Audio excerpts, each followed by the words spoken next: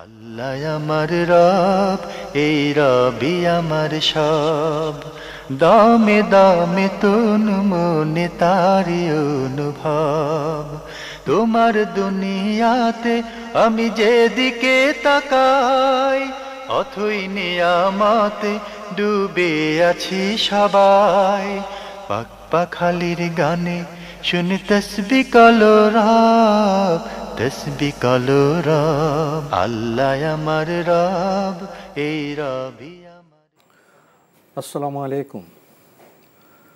আলহামদুলিল্লাহ, আসসালাতু ওয়াসসালামু আলা রাসূলিল্লাহ। প্রিয় দর্শক, আপনারা যারা দেশে আছেন প্রবাসে, সবাইকে জানাই অনেক অনেক প্রীতি ও শুভেচ্ছা। শুরু হলো এনটিভি আয়োজিত এবং লাভ হলো নিবেদিত জুমাবারের লাইভ অনুষ্ঠান আপনার জিজ্ঞাসা। আপনাদের সাথে আছি আমি জয়নুল আবেদিন আজাদ। আর আপনাদের মনে রাখা প্রশ্নের জিজ্ঞাসার সরাসরি জবাব দিচ্ছেন বিশিষ্ট আলেম ডক্টর মোহাম্মদ সাইফুল্লাহ। আসসালামু আলাইকুম ওয়া রাহমাতুল্লাহি ওয়া বারাকাতুহু। প্রিয় দর্শক, আমাদের আজকের প্রাসঙ্গিক আলোচনার বিষয় জবাবদিহিতা। চলুন তাহলে জিজ্ঞাসার আলোকিত ভুবনে আমরা প্রশ্ন নিচ্ছি। আসসালামু আলাইকুম। প্রিয় দর্শক, আপনার পরিচয় দিয়ে প্রশ্ন করুন।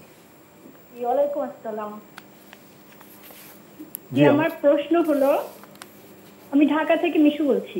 জি বলুন।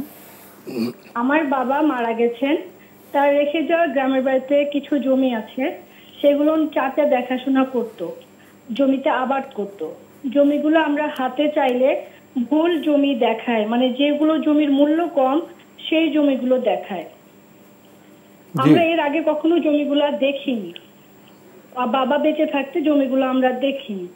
আমার বাবা হাতের লেখা জমির বিবরণ লেখা ছিল, কোন লোকেশনে কতটুকু জমি আছে।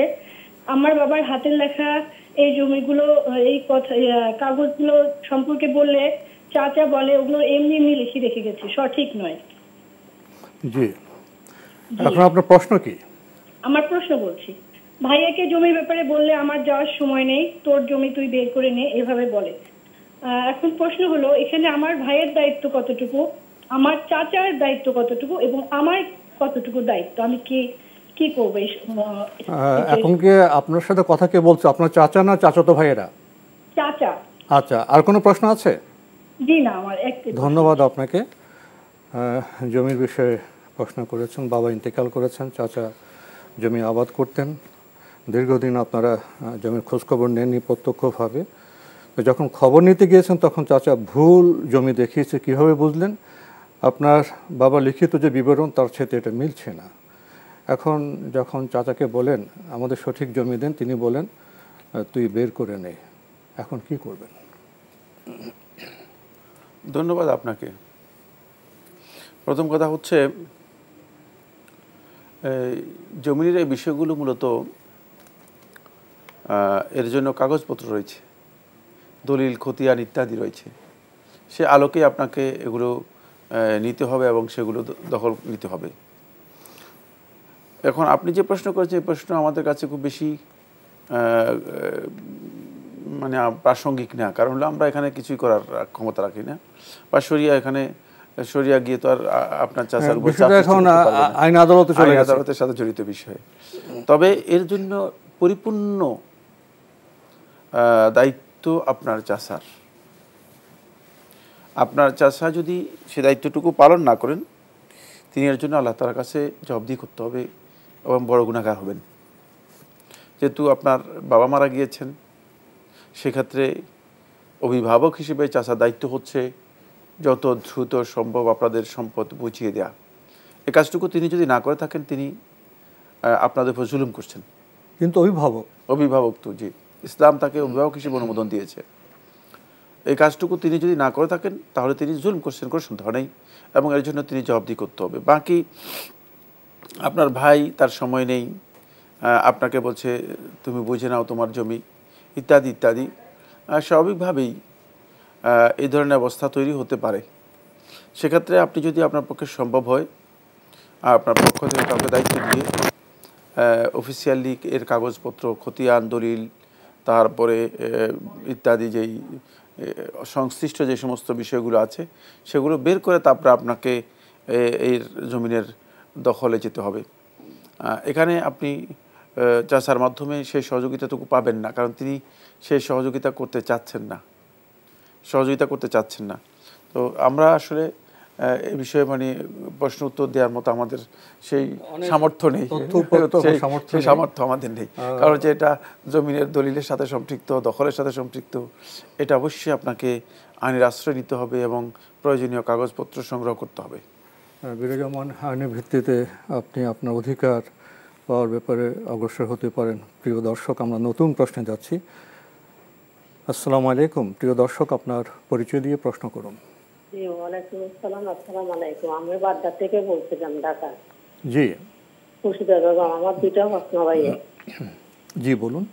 যে ওই যে 4 রাকাতের নামাজের নিয়ম ধরে প্রথমে যে সানা বাঁধে 2 রাকাত শেষ ধরে আর 2 রাকাতে কি সানা করতে হবে?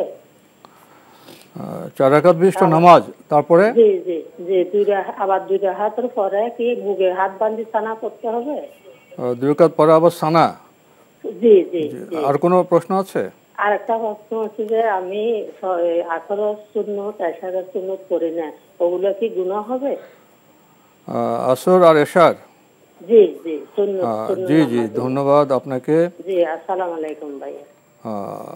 ধন্যবাদ আপনাকে। আপনি দুটি গুরুত্বপূর্ণ প্রশ্ন করেছেন।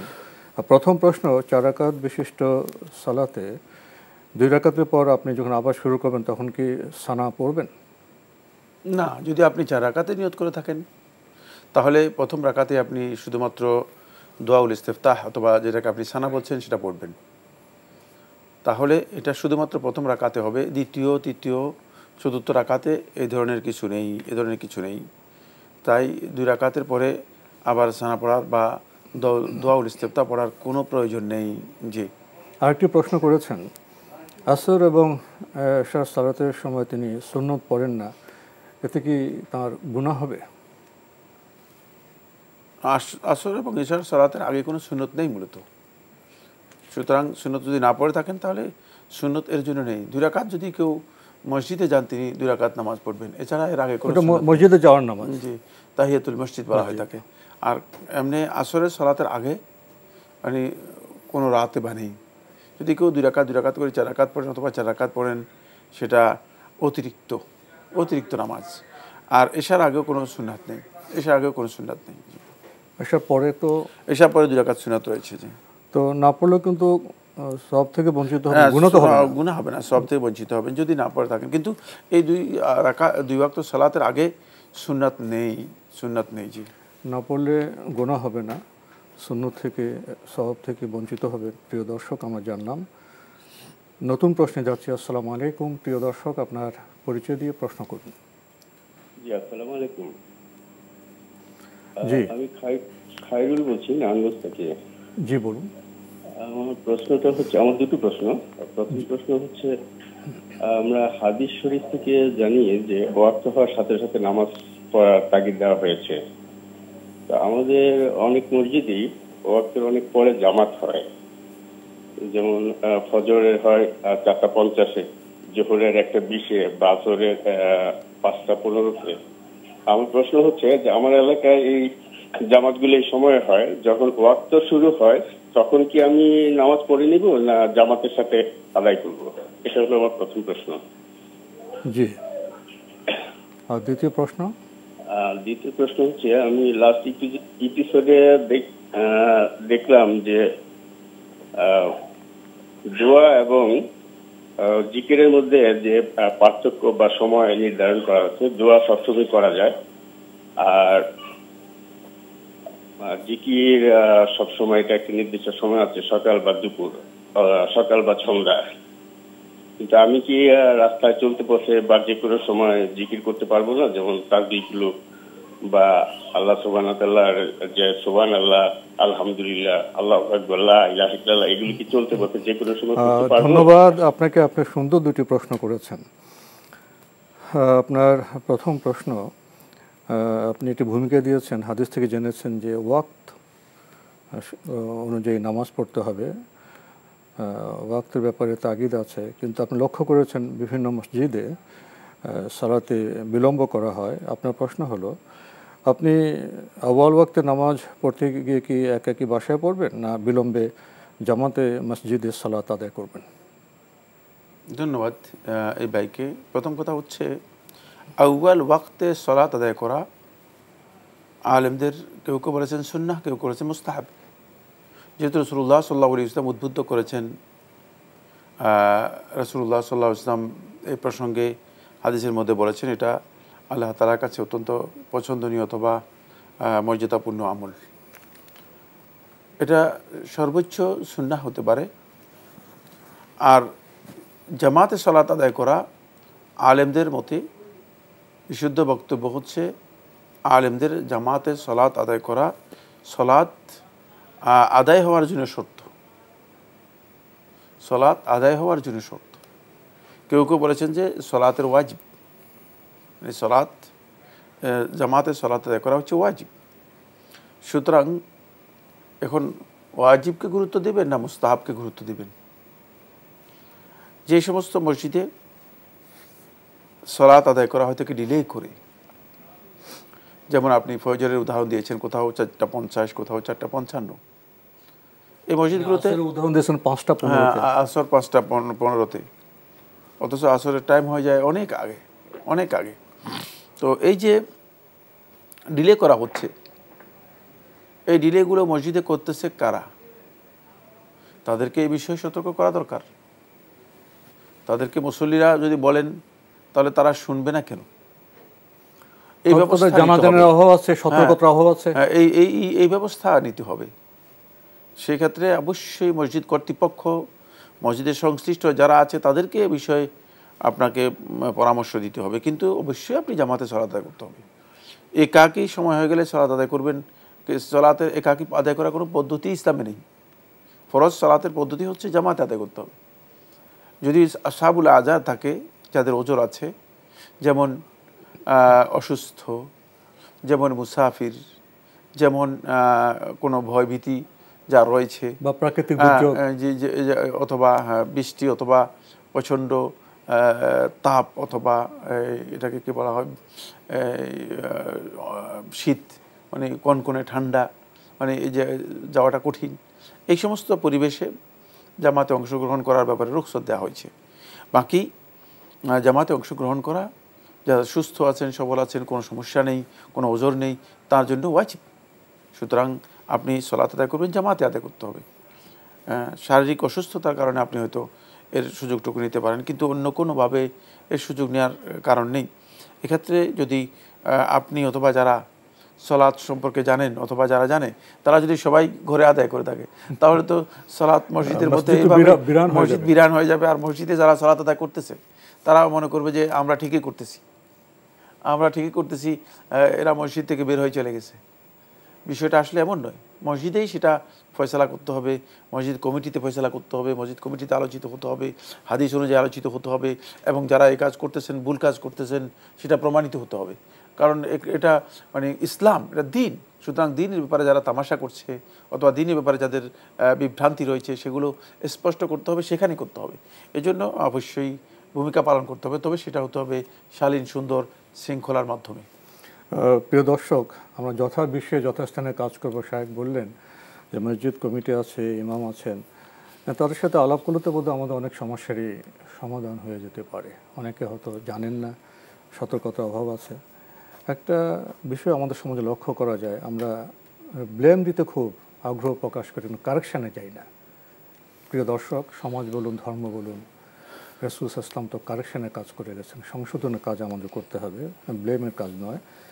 আপনি টেলিভিশন দেখে আরেকটি বিষয়ে আপনি আমাদেরকে প্রশ্ন করেছেন, দোয়া এবং জিকির কি পার্থক্য আছে কিনা, এবং সবসময় কি দোয়া জিকির করা যায়?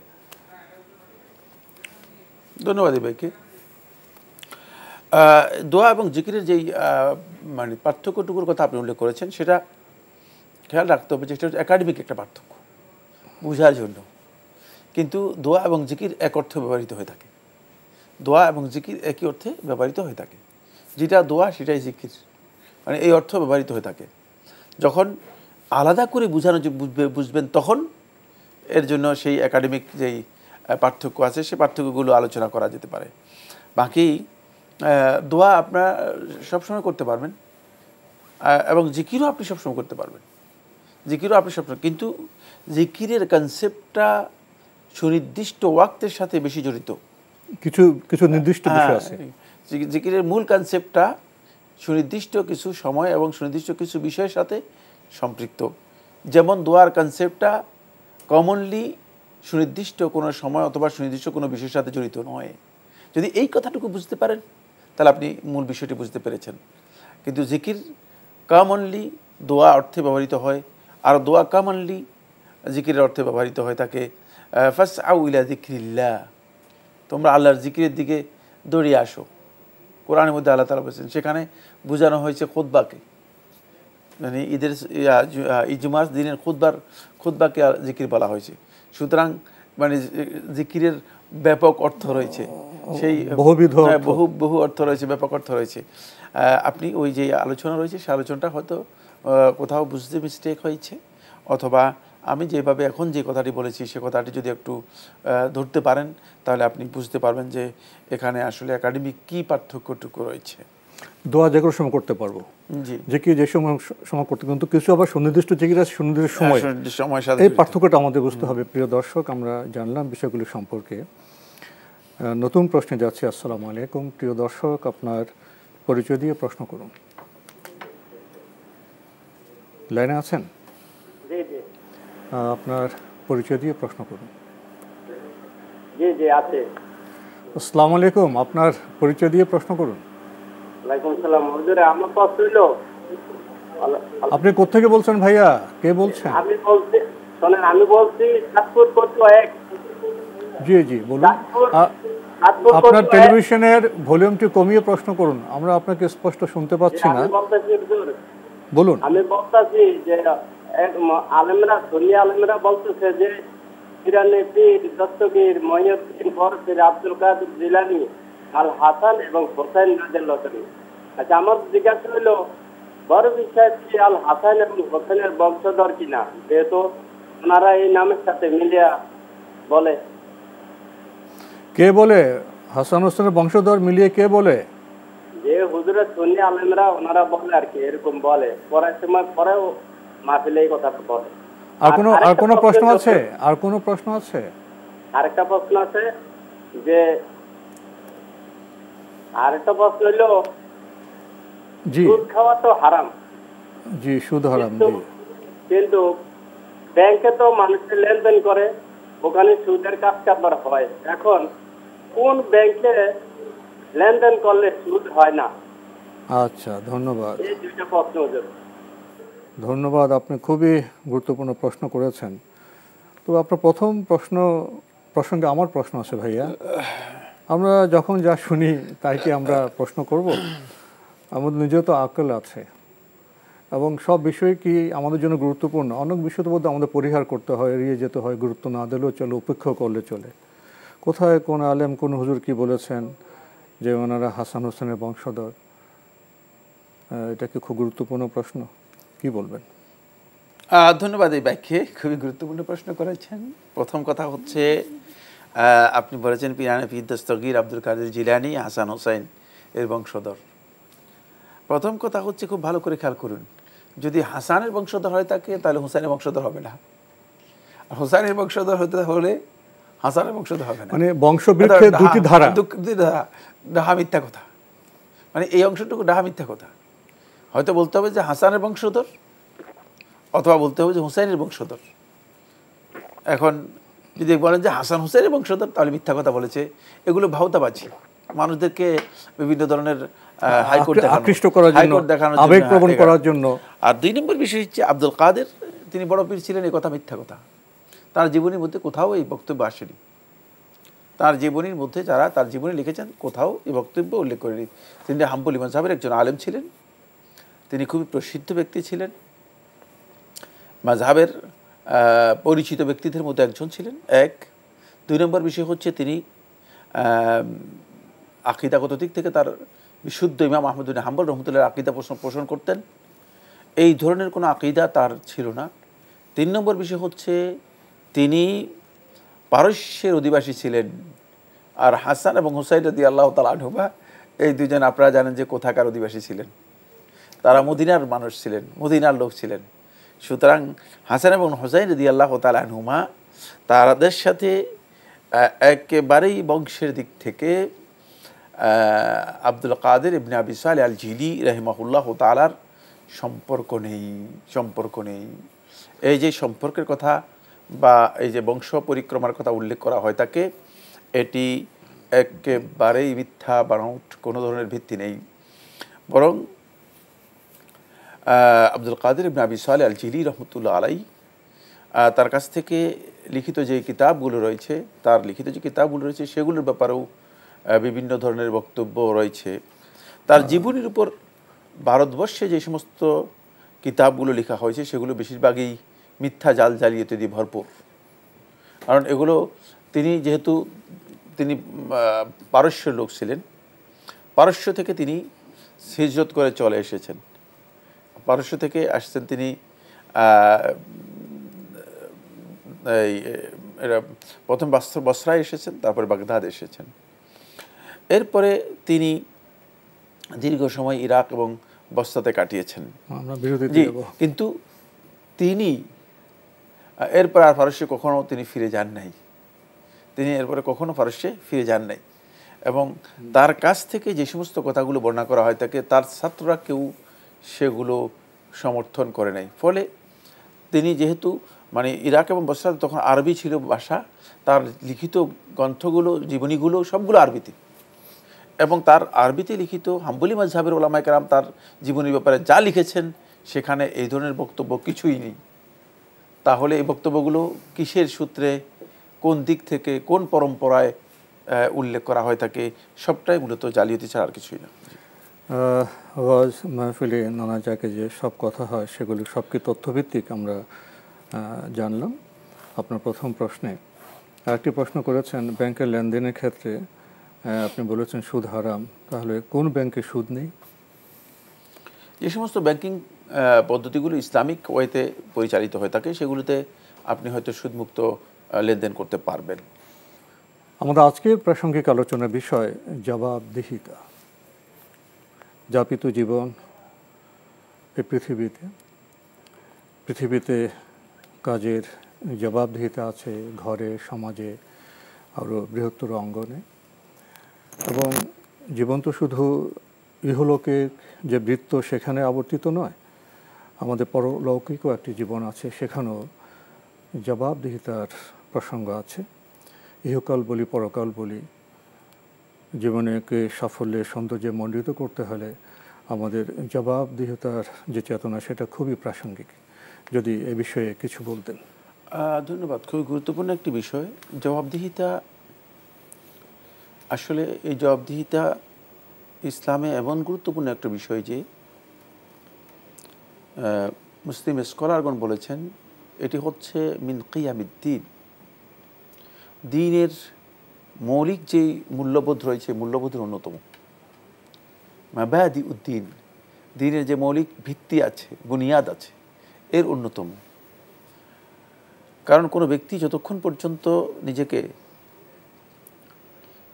চেতনাগত দিক থেকে জবাবদিহিতার অধীনে আনতে না পারবে ততক্ষণ পর্যন্ত তিনি জীবনযাপন করবেন বেপরোয়া, তখন মানুষ হিসেবে পরিণত হবেন বিশৃঙ্খল, জীবনযাপন করবেন একেবারে মন গড়া। ফলে পৃথিবীর এই মানুষগুলোকে সুশৃঙ্খলিত করার জন্য অথবা জবাবদিহিতার অধীনে আনার জন্যই যুগে যুগেই আল্লাহ সুবহানাহু ওয়া তাআলা আল্লাহর পক্ষ থেকে বিধান দিয়েছেন। আর যারা আল্লাহর বিধানকে গ্রহণ করেন নাই অথবা আল্লাহর বিধান অনুযায়ী জীবনযাপন করতে রাজি হয় নাই, তারাও নিজেদের জবাবদিহিতার জন্য একটা শৃঙ্খলা তৈরি করে নিয়েছে, বিধান তৈরি করে নিয়েছে, তারা নিজেদের মন মতো তৈরি করে নিয়েছে। আল্লাহ তাআলা দিয়েছেন তো আল্লাহ তাআলা খালিক হিসেবে তিনি সব কিছু জানেন, ইনসাফ ভিত্তিক সব কিছু বুঝেন। ফলে তিনি ইনসাফ, ন্যায় এবং প্রয়োজনীয়তা, যথার্থতার ভিত্তিতে বিধান দিয়েছেন। কিন্তু মানুষ যেহেতু সব কিছু জানে না, ফলে মানুষ এই জবাবদিহিতাকে কিন্তু জবাবদিহিতার প্রয়োজন রয়েছে। এটা তারা জবাবদিহিতার প্রয়োজনীয়তা তারা উপলব্ধি করতে পেরেছে। ফলে জবাবদিহিতার প্রয়োজনীয়তা উপলব্ধি করার কারণে তারা বিধান করেছে, নিজেদের মন গড়া বিধান করেছে। সে মন গড়া বিধানের মধ্যে কিছু ভালো আছে, কিছু খারাপ আছে, সেটা আমি আলোচনা যাচ্ছি না, যেটা আমার মূল আলোচ্য বিষয় নয়। এখানে যে বিষয়টি আমার খুবই গুরুত্বপূর্ণ আলোচ্য বিষয়, সেটা হচ্ছে এই জবাবদিহিতার এই চেতনা মূলত কোথা থেকে উচ্চারিত হয়। কারণ আপনি যদি সুনির্দিষ্ট আপনার মানে নিয়ন্ত্রণকারী সংস্থা অথবা নিয়ন্ত্রণকারী পাওয়ার থাকে, শক্তি থাকে, তাহলে আপনি মনে করেন যে আমি তার কাছে জবাবদিহি করতে হবে। তখন আপনার একটা ভয় কাজ করে এবং জবাবদিহিতার জন্য আপনি দায়িত্ববোধ কাজ করেন। কিন্তু এটা খুবই সামান্য। সেটা হলো এই, যেহেতু মানুষের প্রকৃতিগত একটি প্রবণতা আছে, সেটা হচ্ছে মানুষ সবসময় মুআনিদ, কোনো কিছুর বিরোধী হয় এবং সেই জিনিসটাকে তুচ্ছ তাচ্ছিল্য করে। জবাবদিহিতার এই চেতনা তার মধ্যে আত্মস্বার্থবাদী হয়ে যায়, মানে সঠিক থাকে না।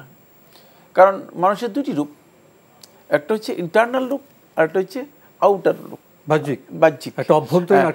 ইন্টারনাল যেটা অভ্যন্তরীণ যেটা আছে, সেখানে সে নিজেকে মনে করে যে আমি অনেক কিছু।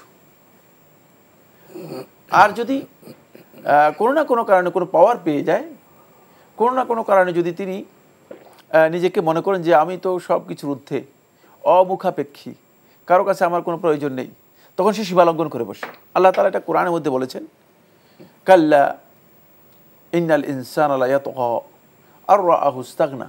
তখন সে সীমালঙ্ঘন করে বসে। এটা ইন্টারনাল দিক।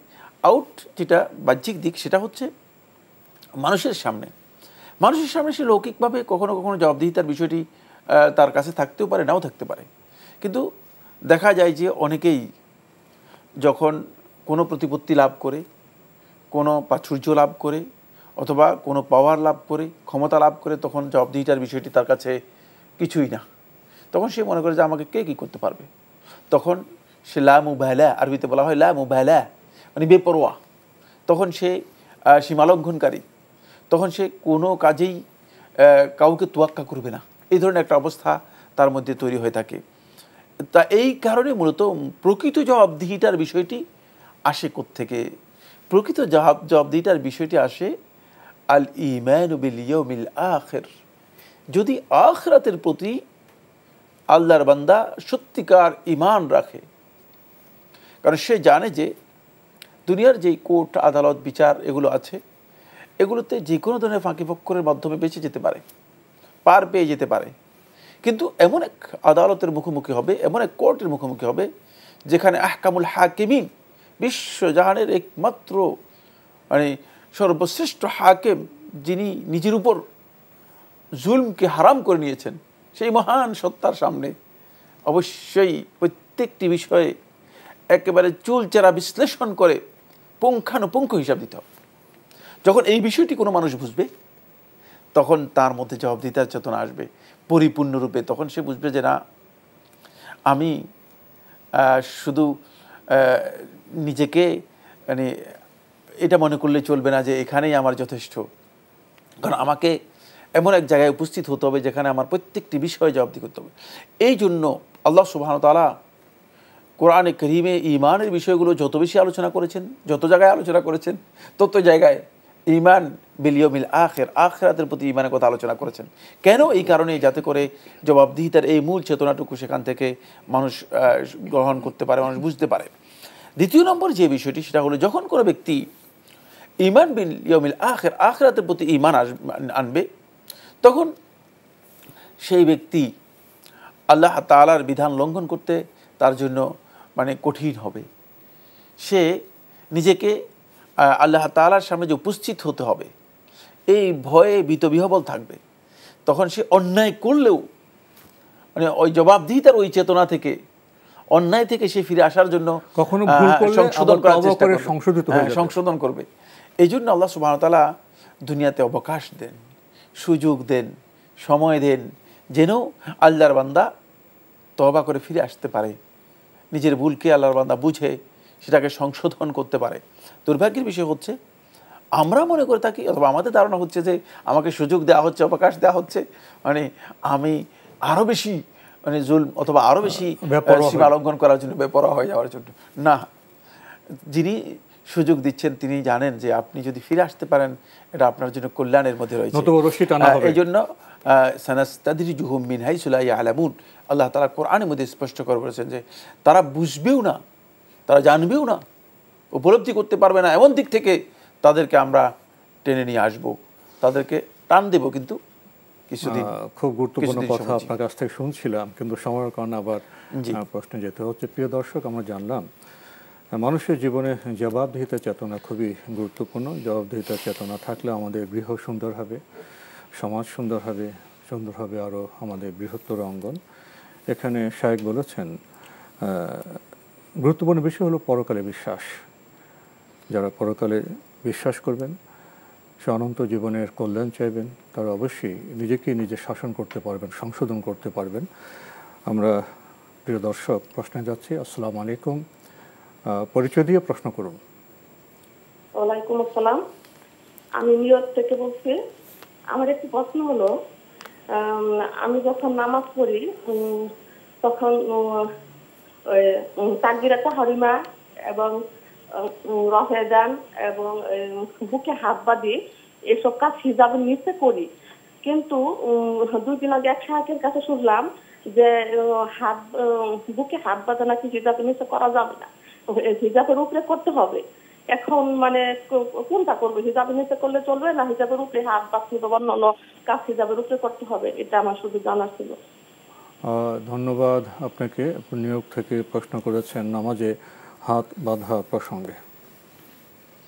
তিনি আসলে লাস্টে কি কথাটি বলেছেন এটা আমি স্পষ্ট বুঝতে পারি। যে হাতকে বুকে বাঁধবেন, বুকে হাত বাঁধার কিছু বিষয়টি বলেছেন, জি, কিন্তু তিনি বলেছেন যে এটাকে হিজাবের উপর বাঁধবেন নাকি হিজাবের নিচে বাঁধবেন, এটা হতে পারে। হ্যাঁ, এই কথাই তিনি বলেছেন। যাই হোক, হিজাবের উপর বাঁধতে পারেন, হিজাবের নিচেও বাঁধতে পারেন, সেক্ষেত্রে দুটেই আপনার জন্য বৈধ।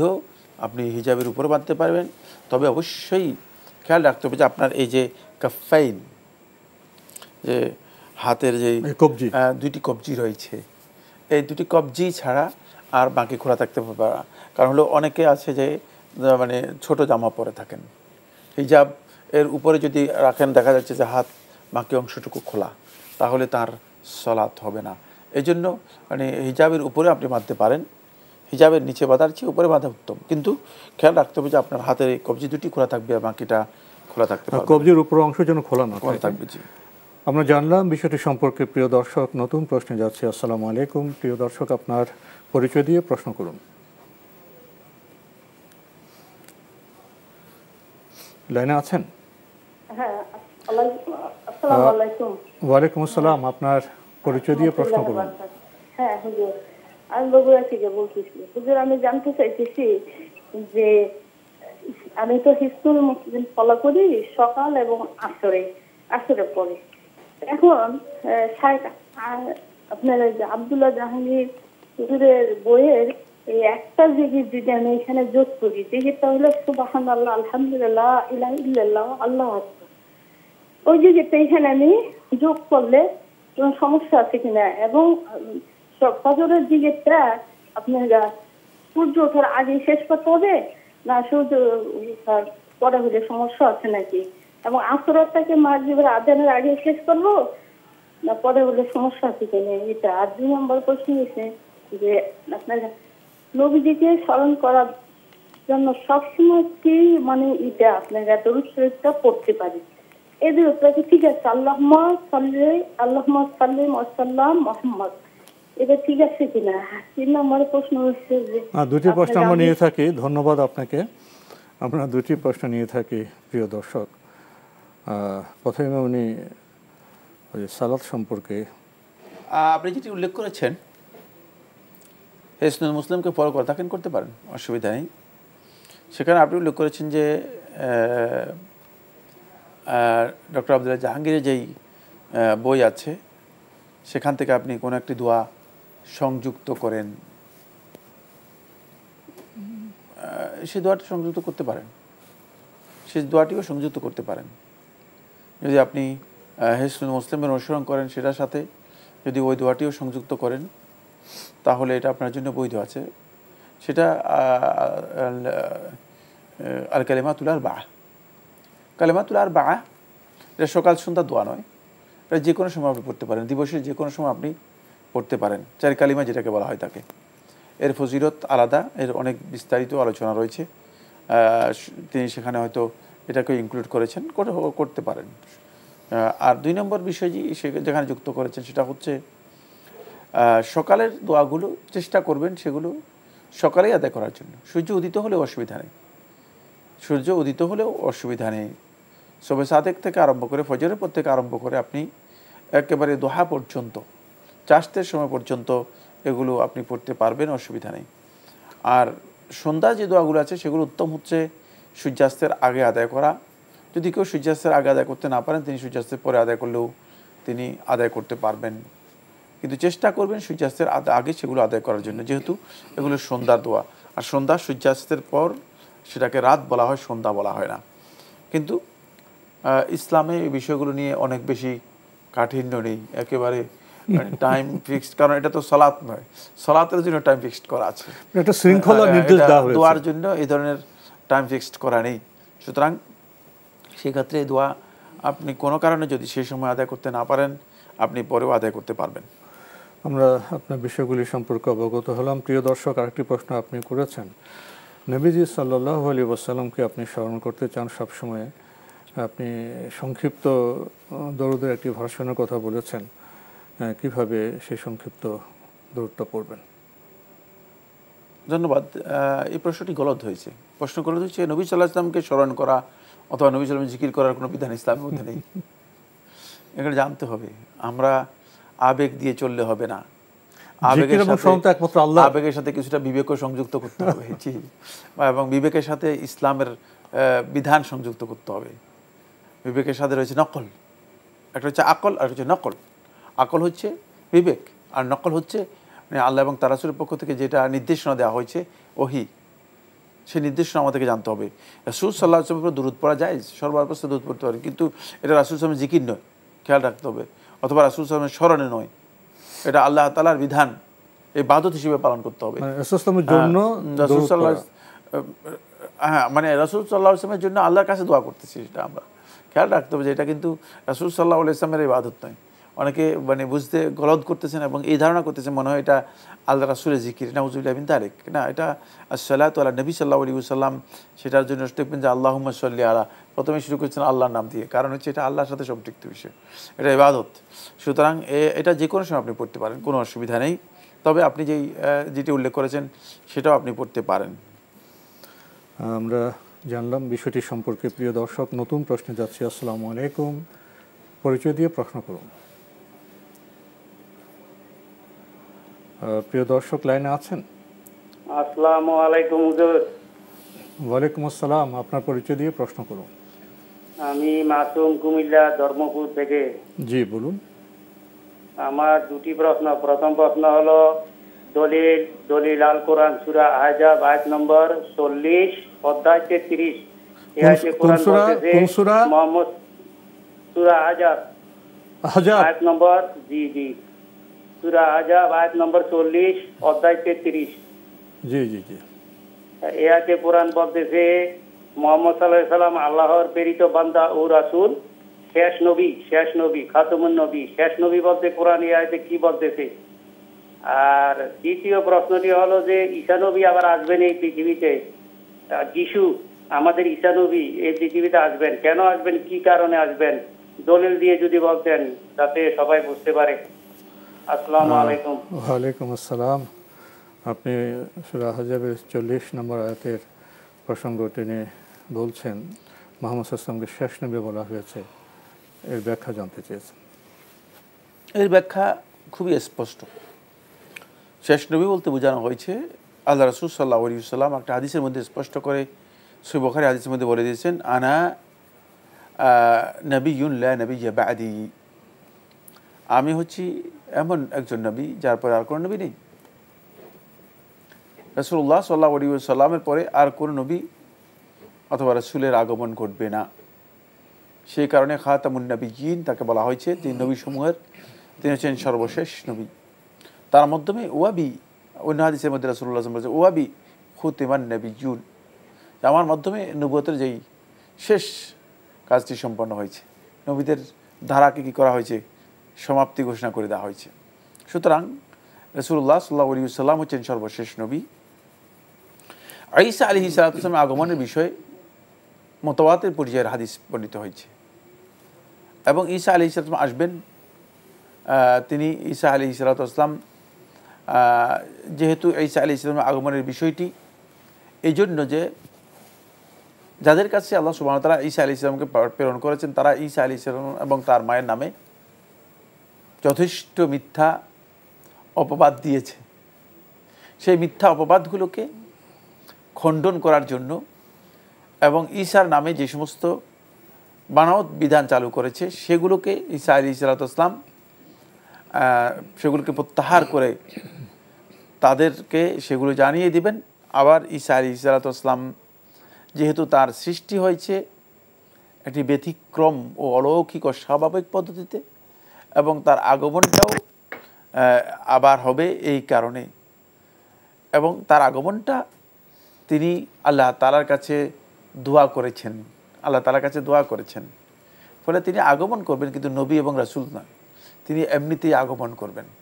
তার আগমনটা নবী রাসূল হিসেবে নয়, নবুয়তের বিধান হিসেবে নয়, বরং মুহাম্মদ সাল্লাল্লাহু আলাইহি ওয়াসাল্লামের রিসালাতের যেই বিধান রয়েছে সেই বিধানের অনুসরণ করবেন তিনি, এসে সেই দায়িত্ব পালন করবেন। তিনি কি এসে কোনো শান্তি প্রতিষ্ঠা করবেন?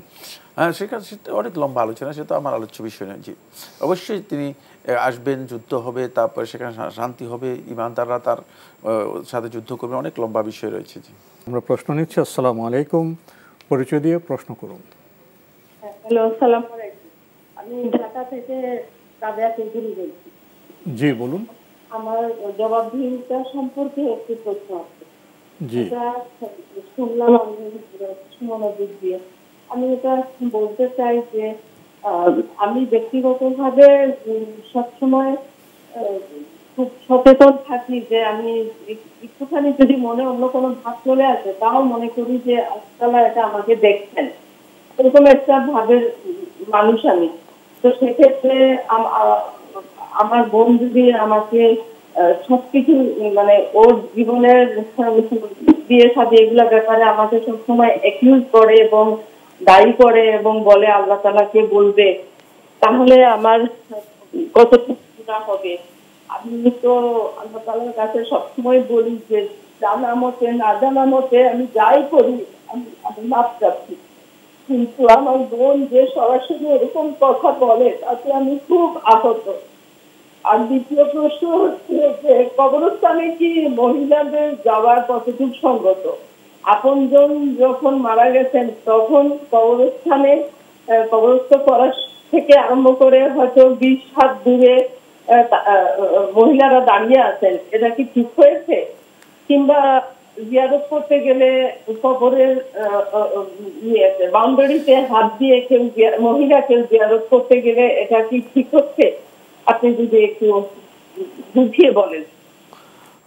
ধন্যবাদ আপনাকে। আপনি দুটি প্রশ্ন করেছেন। প্রথমে জবাবদিহিতা প্রসঙ্গে আপনি বলছেন যে আপনি খুব সচেতন থাকেন, আপনি এটাও বিশ্বাস করেন যে আল্লাহ আপনাকে দেখছেন। এরপর আপনার স্বজনদেরকেও আপনাকে দায়ী করে এবং আপনার বিরুদ্ধে আল্লাহর কাছে অভিযোগ করবে, তাদের যে বাক্য বিন্যাস তাতে আপনি আহত হন। এখন কি করবেন? না, আহত হতে পারেন। বিভিন্ন মানুষ বিভিন্নভাবে নিজেদের স্বার্থের জন্য, নিজেদের সুবিধার জন্য অথবা না বুঝেও আপনাকে ভুল বক্তব্য দিতে পারেন।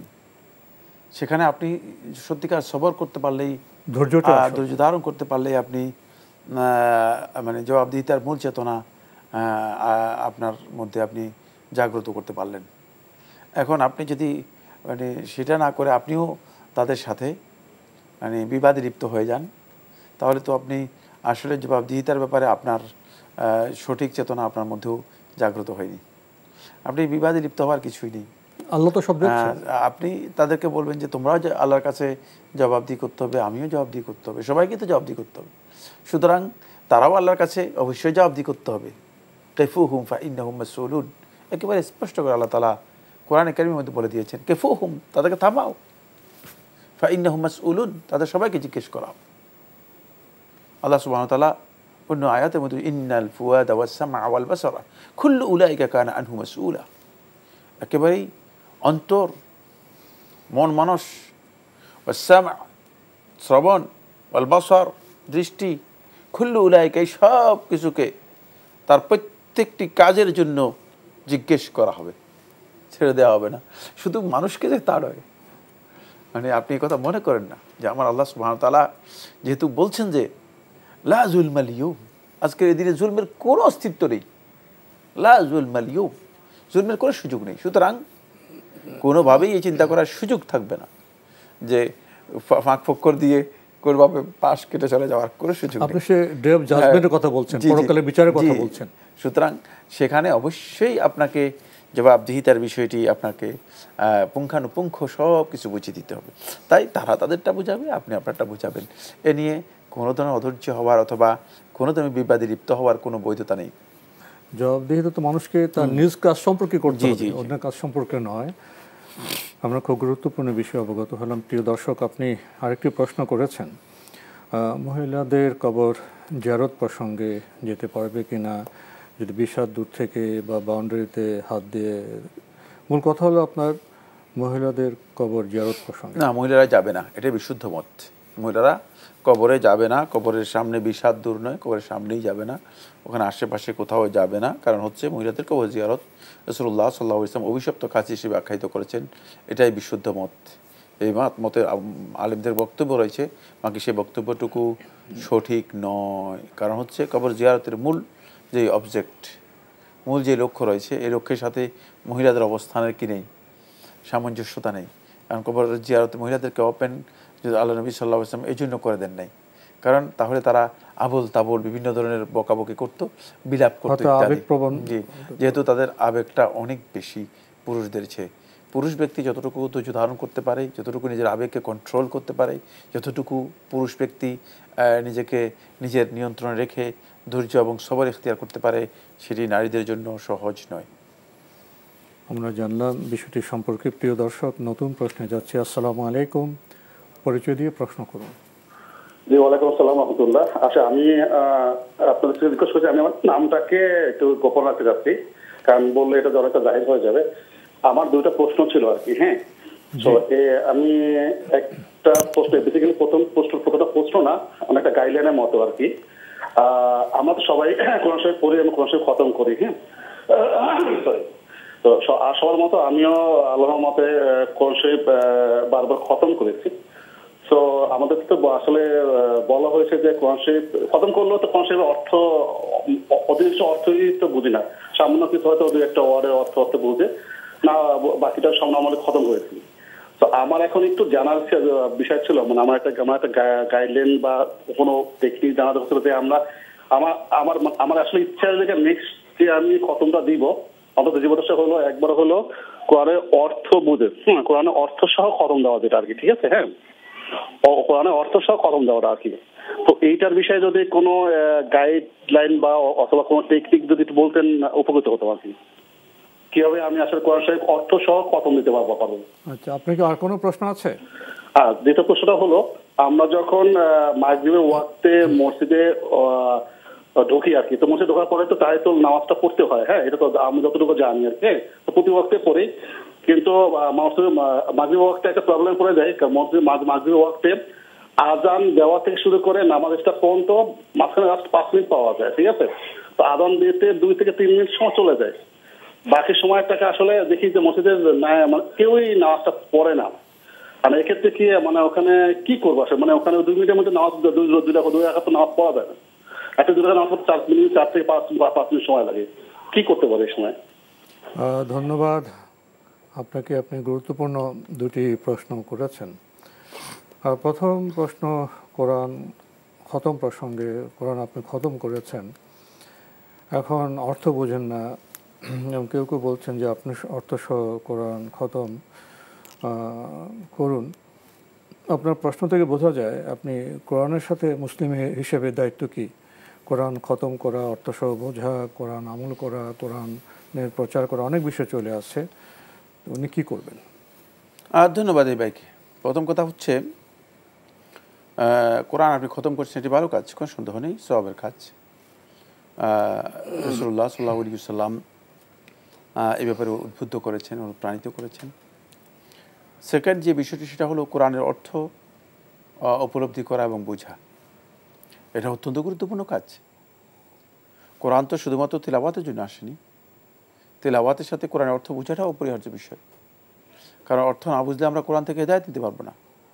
কোরআন তার শুরুতেই কথা বলে দিয়েছে হুদাল লিল মুত্তাকিন, এটি মুত্তাকিদের জন্য হিদায়াত। তাহলে হিদায়াত এবং তাকওয়া এই দুটি জিনিসের জন্য অপরিহার্য হচ্ছে কোরআন বোঝা। কারণ হেদায়েত লাভ করতে হলে অবশ্যই আপনি কি করতে হবে? কোরআন বুঝতে হবে। 2 নম্বর হচ্ছে সত্যিকার তাকওয়া যদি আপনার অন্তরে ধারণ করতে চান তাহলে আপনাকে অবশ্যই কোরআন বুঝতে হবে। কোরআন না বুঝলে আপনি সেটা পারবেন না। শুধুমাত্র তেলাওয়াত করতে পারবেন, তেলাওয়াতের যে ফজিলত আছে, তেলাওয়াতের যেই উপকারিতা আছে সেগুলো আপনার হবে, কোনো সন্দেহ নেই। বাট আপনি কোরআনটাকে উপলব্ধি করতে পারবেন না। এই জন্য আপনি চিন্তা করেছেন যেটা সেটা ভুল। সেটা হলো এই, আপনি মনে করেছেন যে মানে কোরআন তেলাওয়াতের সাথে যদি অর্থ সহ আমি তেলাওয়াত করে শেষ করি তাহলে এটা মানে কোরআন মানে অর্থ সহ খতম হয়ে গেল। না, অর্থ সহ খতম হওয়ার কোনো বিধান নেই। এখানে আপনাকে যেটি চেষ্টা করতে হবে সেটা হচ্ছে গাইডলাইন হচ্ছে একটা, সেটা হলো যে কোরআন আপনি বোঝার জন্য, সেই কোরআনের নলেজ নেওয়ার জন্য কোরআন শিখতে হবে। কোরআনের শব্দ সম্ভার জানতে হবে, কোরআনের যেই মানে ভাষার যে প্রয়োগ সেই প্রয়োগগুলো জানতে হবে, অর্থটা বোঝার জন্য চেষ্টা করতে হবে। যে বোঝার জন্য কোরআন যাতে করে বুঝতে পারে, কোরআন বোঝার জন্য যেই নিয়ম নীতিমালা আছে সেগুলো দেখে মানে সুনির্দিষ্ট যে বইগুলো আছে কোরআন বোঝার, কোরআনিক ল্যাঙ্গুয়েজ জানার, সেটা আপনাকে প্রথমে আয়ত্ত করতে হবে।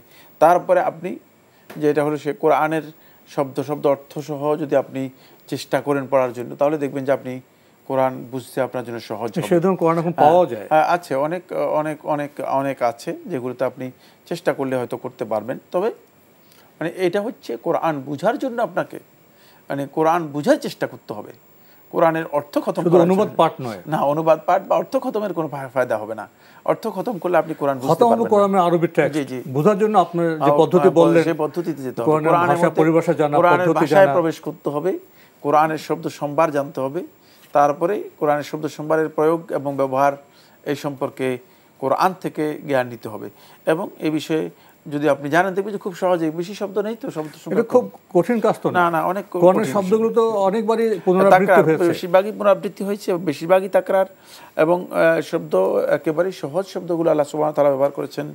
শুধুমাত্র কিছু কঠিন শব্দ আছে মানে 29 এবং 30 পারার মধ্যে, আর বাকি সবগুলো শব্দই মানে কিছু শব্দ জেনে গেলে মোটামুটি বোঝা যাবে। আপাত দৃষ্টিতে কঠিন মনে হতে পারে, কিন্তু আপনি যদি কোরআন বোঝার কাজে লেগে যান আপনি হয়তো 1 মাসের মধ্যে বুঝতে পারবেন বিষয়টা এতটা কঠিন নয়। আল্লাহ সহজ করে দেবেন ইনশাআল্লাহ। আপনি আরেকটি প্রশ্ন করেছেন মাগরিব সালাত প্রসঙ্গে, মসজিদে যাওয়া, তাহিয়াতুল মসজিদ 2 রাকাত পড়া, 5 মিনিট সময় থাকে, আপনি সালাত আদায় করবেন নাকি কিছু জিকির করবেন, কি করতে পারেন, এ বিষয়ে জানতে চেয়েছেন। মাগরিবের সালাতে যদি আপনি প্রবেশ করেন, মসজিদে ঢোকার পরে দেখেন যে এতটুকু সময় আছে যে আপনি 2 রাকাত সালাত আদায় করতে পারবেন না, তাহলে আপনি দাঁড়িয়ে থাকবেন। আর যদি দেখেন যে সময় আছে এতটুকু যে আপনি 2 রাকাত তাহিয়াতুল মসজিদ পড়তে পারবেন, তাহলে আপনি তাহিয়াতুল মসজিদ পড়বেন। কেউ পড়লো কি পড়লো না সেটা আপনার দায়িত্ব না। কেউ নামাজ না পড়লেও তো আপনি রাস্তায় তাকে বলতেছেন না নামাজ পড়ো না কেন।